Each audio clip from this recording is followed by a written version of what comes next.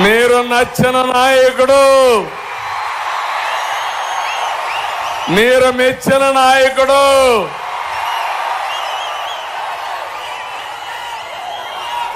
ఇద్దరం కలిసి వచ్చామంటే ఇంకా మీరు చూడండి,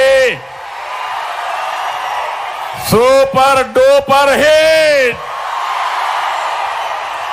ఎవరైనా ఆదుకొని నిలబడతారా తమ్ముళ్ళు? అడ్డంగానే మిమ్మల్ని అడుగుతున్నా.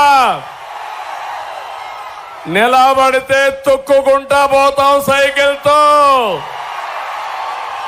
గ్లాసు పగలగొట్టాలంటే పదునెక్కుతుంది. పదునెక్కిన గ్లాస్ ఏం చేస్తుందో నాకే తెలియదు.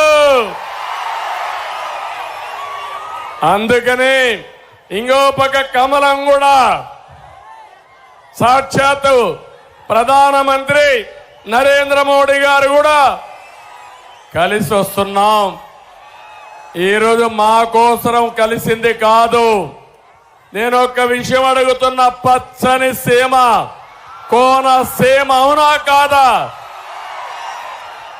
ప్రశాంతమైన కోనసీమ, అందాల సీమ, మేమందరం మెచ్చిన సీమ ఈ కోనసీమ. దుర్మార్గులు వచ్చారు 5 ఏళ్లుగా, మాఫియాని తెచ్చారు 5 ఏళ్లుగా. కోనసీమని మరో పులివెందల చేయాలనుకుంటున్నారు. ఏం తమ్ముళ్ళు, చేయనిస్తారా మీరు? సహకరిస్తారా మీరు? ఆమోదిస్తారా మీరు? నా అభిమతం, మిత్రుడు పవన్ కళ్యాణ్ గారి అభిమతం ఒక్కటి, 3 జెండాలు. మా అజెండా ఒకే ఒక అజెండా, ఈ కోనసీమని, అందాల సీమని భవిష్యత్తులో బంగారు సీమగా తయారు చేయాలనేది మా ఆలోచన. అంతేకాకుండా ఎక్కడో కాశ్మీర్లో ఇంటర్నెట్ క్యాన్సిల్ చేసి మొన్ననే కులాల మధ్య చిచ్చు పెట్టి వైఎస్ఆర్ కాంగ్రెస్ పార్టీ చలిగాల్చుకుంటూ ఇంటర్నెట్ క్యాన్సిల్ చేశారు. తెలుసు కదా తమ్ముళ్ళు ఏం జరిగిందని అడుగుతున్నా. ఇక్కడుండే మీ తప్పు ఉందా అని మిమ్మల్ని అడుగుతున్నా. ఏ ఒక్కరైనా తప్పు చేశారా అని మిమ్మల్ని అడుగుతున్నా. ఈ బాధ్యత ఎవరిదని మిమ్మల్ని అడుగుతున్నా. జగన్మోహన్ రెడ్డి వైఎస్ఆర్ కాంగ్రెస్ అవునా కాదా అని మిమ్మల్ని అడుగుతున్నా.